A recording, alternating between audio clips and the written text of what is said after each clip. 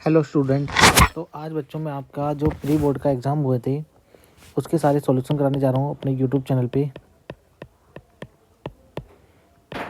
Morning और evening दोनों के हुए थे, वही सारे सब सवाल कराऊंगा। यहाँ पर फिजिक्स कराने जा रहा हूँ, अभी फिजिक्स के सवाल होंगे। स्टार्ट करते हैं बच्चों 10th क्लास के बच्चों के लिए। In which of the following concave mirror is used. Concave mirror का यूज़ कहाँ होता है? तो इसका आंसर हमारा हो जाएगा सोलर कुकर। कॉन्केव मिरर क्या करता है कि लाइटों को एक जगह, अगर लाइट दूर से आ रही है तो उसे एक जगह इकट्ठा कर देता है। ठीक है बच्चों।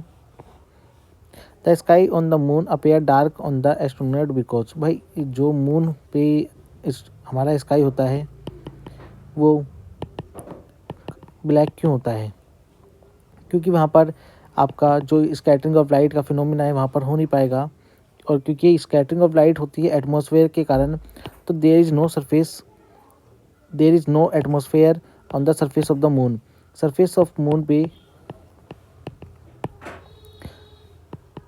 कोई एटमॉस्फेयर नहीं है, जिसके कारण से स्कैटरिंग ऑफ लाइट हो नहीं पाएगी।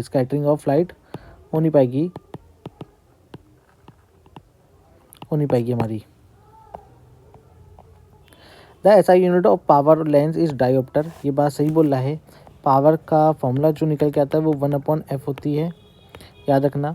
बोला कॉन्केव लेंस की पावर इज पॉजिटिव बोल रही है और कॉन्वेक्स लेंस की निगेटिव बोल रहा है। कि गलत बोल रहा है, क्योंकि अगर ये कॉन्केव लेंस होगा तो इसकी फोकल लेंथ यहाँ होती है तो ये निगेटिव होगी, और का कॉन्वेक्स लेंस होगा तो वो फोकल लेंथ उसकी यहाँ होती है, यहाँ बनता है उसकी फोकल लेंथ यहाँ, तो ये पॉजिटिव होता है। तो ये बात उन्होंने गलत बोली है, तो ए इज ट्रू होगा बट आर इज फॉल्स हो जाएगा। डाइवर्जेंट लेंस दे रखा है। डाइवर्जेंट लेंस यानी कि जो लाइटों को फैलाने वाला लेंस डाइवर्जेंट यानी कि जो लाइट को फैला रहा है वो डाइवर्जेंट लेंस है, यानी कि कॉन्केव बोल रखा है बच्चों। फोकल लेंथ यानी कि नेगेटिव हो गई।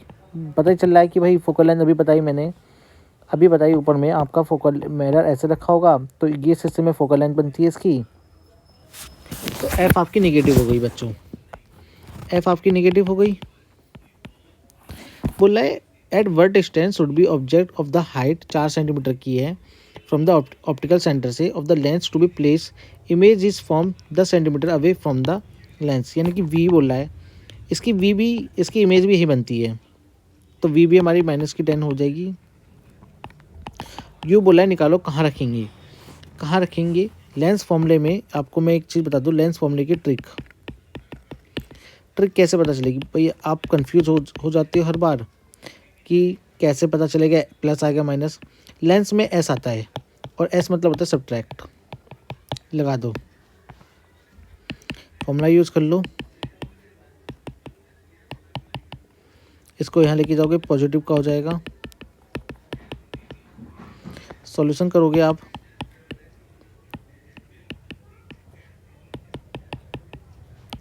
-10, ये एक बार में जाएगा, ये 2 बार में जाएगा बच्चों। प्लस का 1 आएगा, क्रॉस मल्टीप्लाई करोगे माइनस का आपको 20, यानी कि यू की वैल्यू, कहीं गलती हुई है क्या? एलसीएम 20 आएगा मेरा, 20 ने एक बार में कर दिया, 2 ने कर दिया 2 बार में, 2 में से एक गई एक, यानी कि यू की वैल्यू 20 आ रही है। तो हमारा जो ऑब्जेक्ट रखा होगा वो फोकल लेंथ पर रखा हुआ है। ठीक है बच्चों। एक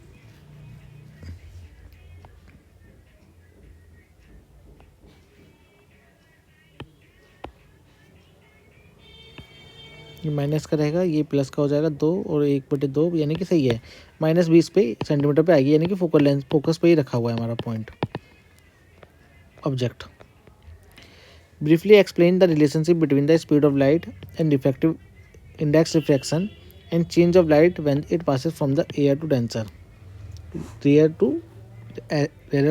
डेंसर वाटर में जा रही है, एयर से वाटर में जा रही है।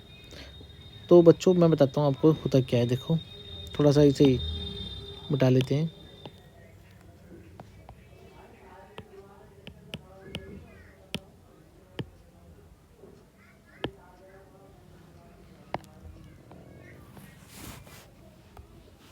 जो हमारा रिफ्रैक्टिव इंडेक्स का फिनोमिना होता है बच्चों, वो न्यू से रिप्रेजेंट कर जाता है। Speed of light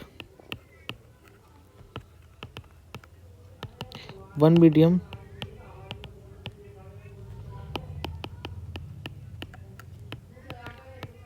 speed of light second medium, यानी कि अगर लाइट करो मीडियम आपका ये होगा, इस लाइट आ रही है, ये मीडियम फर्स्ट होगा, ये नॉर्मल हो जाएगा, या तो ये बेंट हो जाएगी इस तरफ या तो अवे हो जाएगी, ये सेकंड मीडियम हो जाएगा अपना।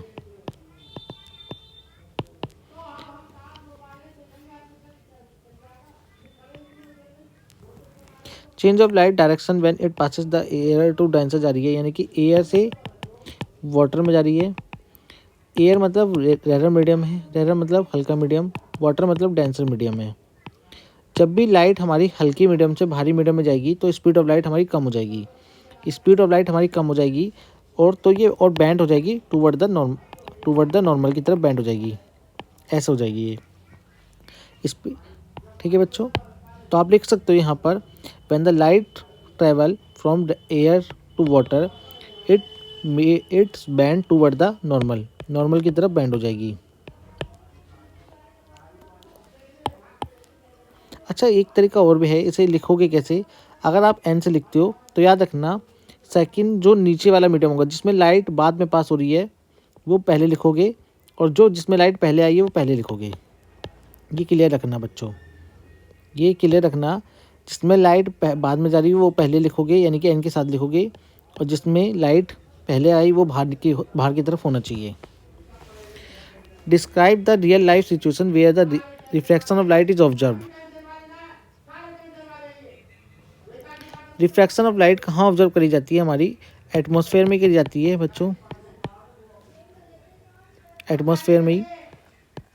रेनबो बनते समय भी करी जाती है, क्योंकि रेनबो जो पानी की ड्रॉपलेट होती है हमारी, पानी की ड्रॉपलेट में जब वो जाता है पहले तो रिफ्लेक्शन हो जाएगा, फिर इधर से रिफ्लेक्शन हो जाता है वापस से, फिर रिफ्लेक्शन के कारण बाहर निकलता है।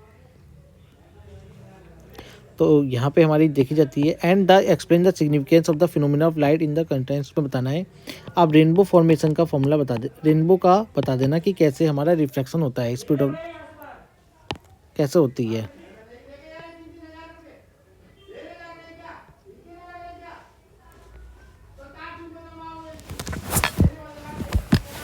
Calculate the total cost of the running of the following electrical device in the month of September. सितंबर में सबसे पहले मंथ देखो, डेज देखो, सितंबर में डेज कितने होते हैं।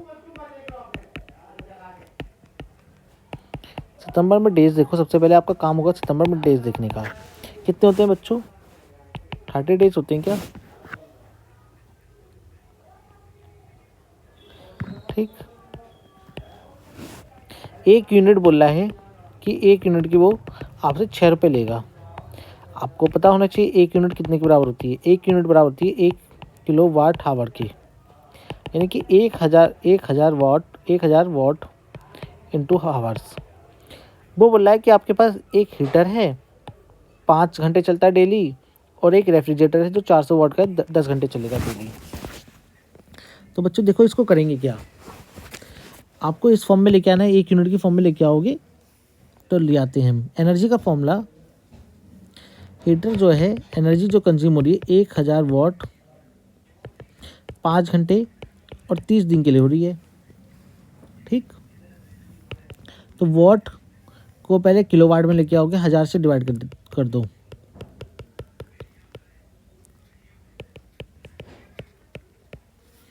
करा तो आपको 1 किलोवाट मिल गया, और 5 से 15 जीरो, यानी कि 150 किलोवाट की यूनिट तो हमारा हीटर ले रहा है। 150 किलोवाट की यूनिट हीटर ले रहा है। एनर्जी 1 हो गई। एनर्जी 2 कितनी होगी? वो ले रहा है 400 वाट। कॉपी पेन लेके बैठना बच्चों, सवाल तभी समझ में आएंगे। 1000 से डिवाइड कर दो इसमें भी,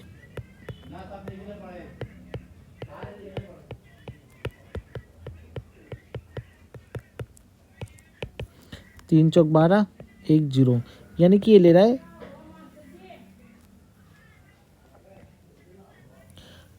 ठीक है, ये मेरा 5 घंटे चल रहा था, ये मेरा 10 घंटे चल रहा है। ये मेरा ले रहा 120 किलोवाट यूनिट, 100 यानी कि ये मेरा हो जाएगा 150 यूनिट और ये हो जाएगी मेरी 120 यूनिट। टोटल यूनिट कितनी हो गई बच्चों? 150 यूनिट प्लस 120 यूनिट, ये हो जाएगी 270 यूनिट। अब मैं अपनी कॉस्ट निकाल लूँगा। कॉस्ट निकालने के लिए क्या करेंगे, टोटल कॉस्ट जो आएगी मेरी 6 रुपये से गुना कर लेंगे यूनिट को।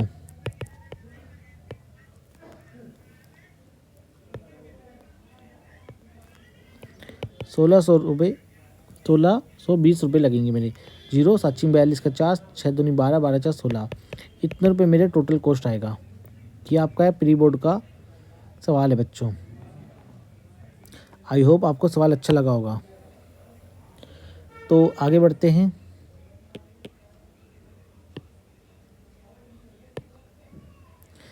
बोल रहा है state the Ohm's law and right the necessary condition for its validity, यानी कि